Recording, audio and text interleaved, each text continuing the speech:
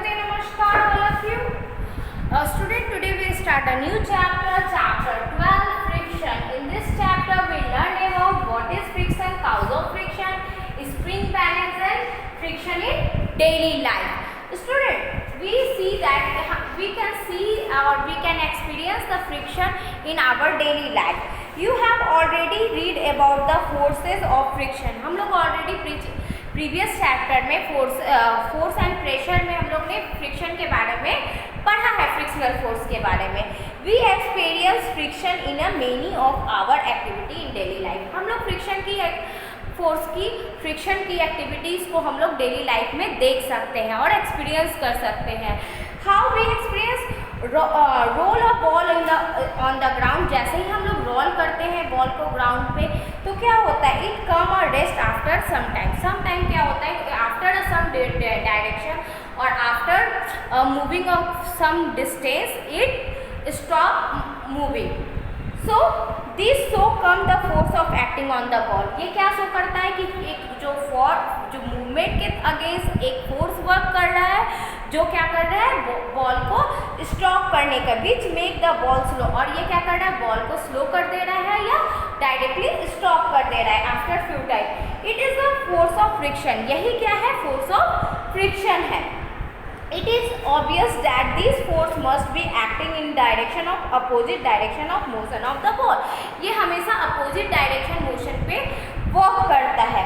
Friction try to stop moving object. Friction क्या करता है, किसी भी मूविंग ऑब्जेक्ट को स्टॉप करने का काम करता है. What is can be force of friction do. क्या किया जाता है फ्रिक्शनल फोर्स को कम करने के लिए और फ्रिक्शनल फोर्स को करने के लिए. Now we see let us see in the following activity. हम लोग कुछ एक्टिविटी के थ्रू देखते हैं.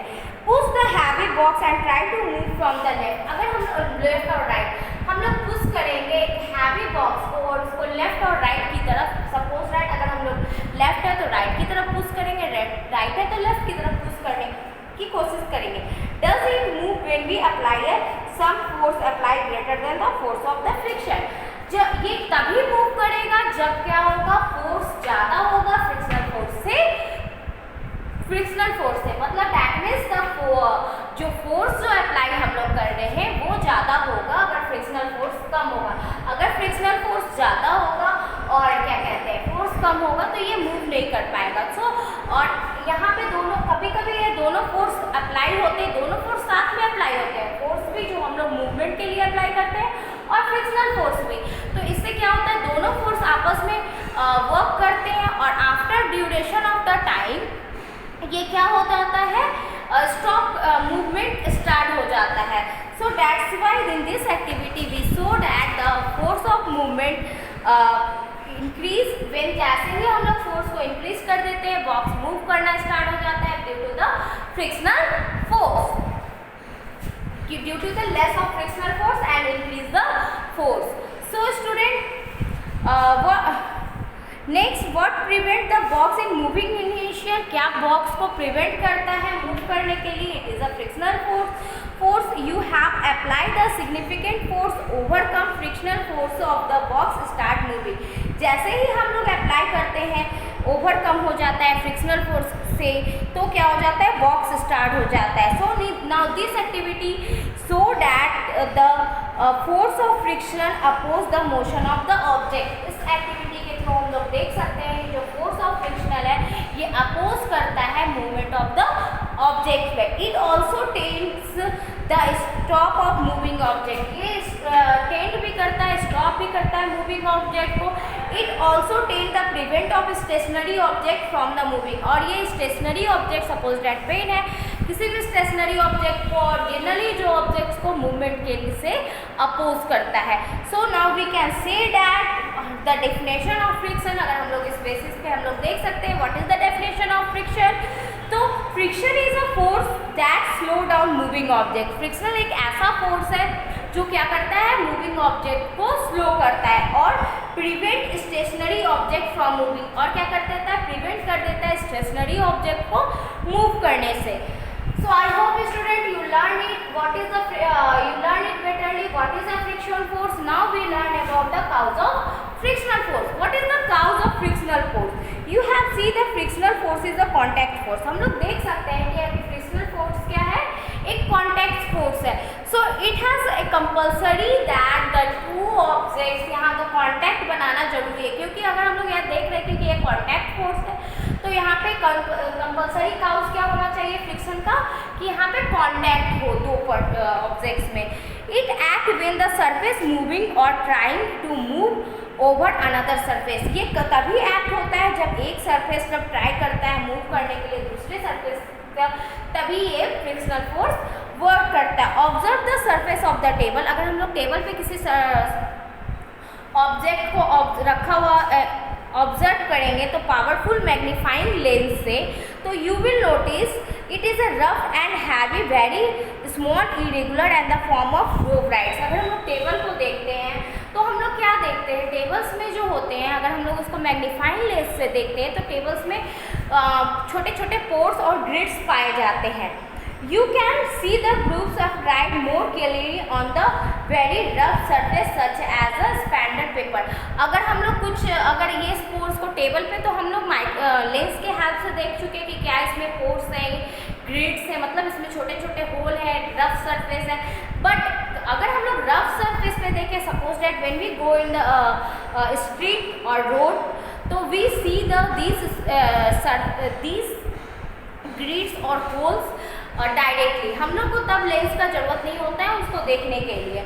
So when the surface move over another, जब सरफेस मूव करता है एक दूसरे से, these groups and rights couch up the each of the slow down of motion. और यही जो छोटे छोटे पोर्स होते हैं, ग्रिड्स होते हैं, रोप्स होते हैं, यही क्या करते हैं, ऑब्जेक्ट को मूव करने में, मतलब उसके स्पीड को कम करने का रीज़न बनते हैं। जैसे हम लोग टायर्स में देखते हैं, टायर्स में जो स्पेसेस दिया जाता है, इस तरह का स्ट्रक्चर दिया जाता है ये मूवमेंट को कम करने के, क्योंकि बिना मूवमेंट, मतलब मूवमेंट अगर फ्लुएंटली होती जाएगी तो हमारा जो ऑटोमोबाइल्स है वो क्या हो सकता है, एक्सीडेंट का काउज बन सकता है। So this means that the smoother a surface has a lesser with the friction on it. अगर स्मूथ सरफेस होगा तो क्या होगा, इस कारण से हम लोग देख सकते हैं कि स्मूथ सरफेस में फ्रिक्शन क्या होता है, कम होता है। और जो ग्रिड सरफेस होता है, मतलब खुदरा सरफेस होता है जहाँ फोर्सेस ज़्यादा होते हैं, जैसे हम लोग रोड देखते हैं और छत पर देखते हैं,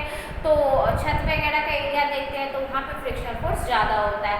अभी सी डैट जब हम लोग मार्बल्स और टाइल्स पे देखते हैं तो हम लोग ईजिली स्लिप कर जाते हैं क्योंकि वहाँ पे फ्रिक्शनल फोर्स कम होता है, फ्रिक्शनल फोर्स कम होता है। और इस वजह से हमारा जो दो सरफेस के बीच हमारे लेग और हमारे जो सरफेस हैं टाइल्स के, मार्बल्स के, वो क्या कर देते हैं, स्लिप हो जाते हैं।